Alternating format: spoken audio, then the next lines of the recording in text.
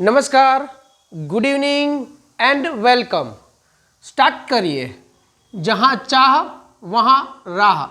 हिंदी शब्द ઈચ્છા ત્યાં રસ્તો। ચાલો ગુજરાતીથી અંગ્રેજી બોલીએ। સહેલું એકદમ જો માનો તો, અને અઘરું તો પણ એગ્રી જો વિચારો તો। પણ હું પહેલા તબક્કા ઉપર આવું, એટલે કે માનો તો સહેલું છે। ચલો શરૂઆત કરીએ ગુજરાતીથી અને કરીએ તેનું અંગ્રેજી। હવે ગુજરાતીનું વાક્ય પછી લઈએ। સૌથી પહેલાં વાત કરીએ વિચારની। અંગ્રેજી શીખવા જોઈએ વિચાર। વિચારને લઈ લો ગુજરાતીમાં જ। ચાલો એક વાક્ય નથી લેતો, સૌથી છેડે જે શબ્દ આવે છે એ તમારા માટે લઉં છું। ત પ્લસ નથી। મનોરંજનની ગેરંટી નથી, પણ પોઈન્ટ માઇન્ડમાં બેસાડીશ તેની ગેરંટી એટલે કે ખાતરી આપું છું। જુઓ, ત નથી વાળા કેટલા શબ્દો આવે? અહીંયાથી શરૂ કરીએ। હું આવતો નથી। લો આ પહેલું જ વાક્ય, હું આવતો નથી। જુઓ અહીંયા આ નથી આ રહ્યો, તો ક્રિયા સાથે જોડાય છે એટલે અહીંયા લાગશે ક્રિયા, ક્રિયામાં લાગશે ત।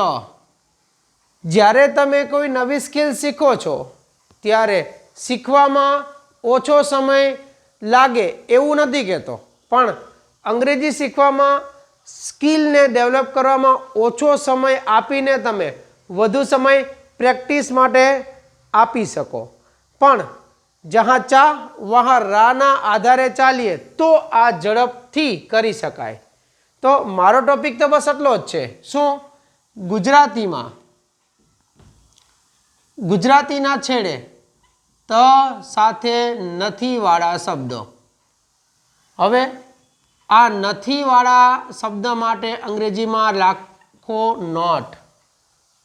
હવે નોટની આગળ જે આ ત છે ને, ત એના માટે બે શબ્દ ફાળવી દઉં, ડુ અથવા ડઝ। લો તમારો ટોપિક ઓલમોસ્ટ પૂરો। ડુ અથવા ડઝ। મુદ્દા ઉપર ફરીથી આવીએ। ચાલો, હું આજે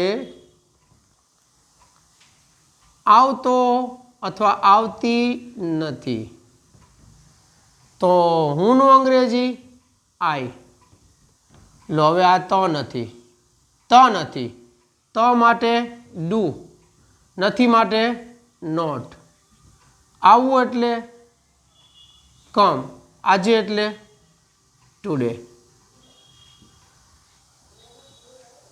તો તમારા વાક્યમાં ડુ ક્યારે આવે? આજે ડુ છે ને, કોની કોની સાથે આવે ડુ?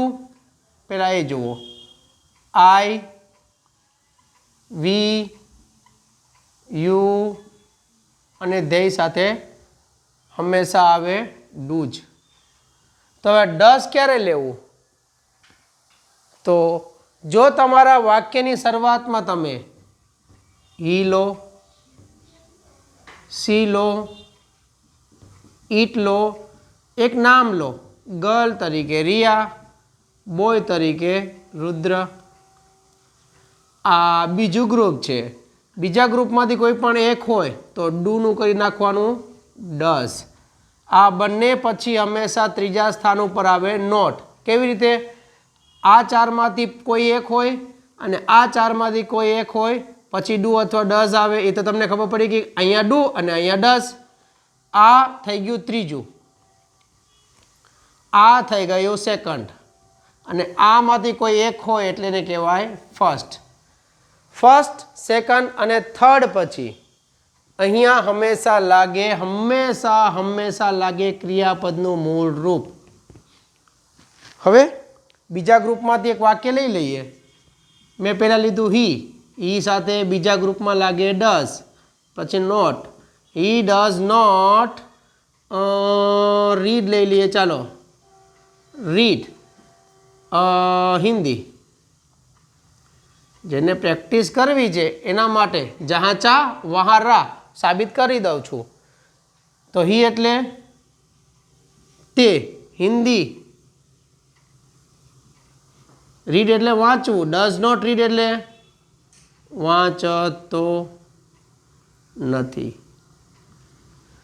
આનું આખે આખું કોન્સેપ્ટમાં જો સેટઅપ લઈએ ને તો કહેવાય નકાર વાક્ય.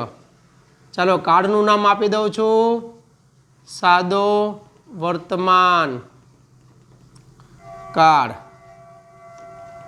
હવે આટલું કર્યા બાદ જો તમે તૈયાર હો પ્રેક્ટિસ કરવા માટે તો ત નથી માટે do not does not, do not does not, do not does not, पहले अपने सिस्टम को ये सेट कर लो या करवा दो. डू नॉट અને डज नॉट આવે એટલે સાદો વર્તમાન કાળમાં નકાર વાક્ય બને. કોન્સેપ્ટ પર ફોકસ કરો, ગ્રામરના ટોપિકના આધારે વાક્યો બનાવો અને અટકો તો મને જણાવજો. અને જો વાક્ય બનાવતા શીખો છો તો કોમેન્ટ સેક્શનમાં થંબ ઇમ્પ્રેશન આપી મારી અને તમારી બંનેની મોટિવેશનની કામગીરી પૂરી કરી દેજો. ચાલો મળીએ નેક્સ્ટ વિડીયોની અંદર. ત્યાં સુધી જય હિન્દ. सीखते रहो, बोलते रहो, याद करते रहो.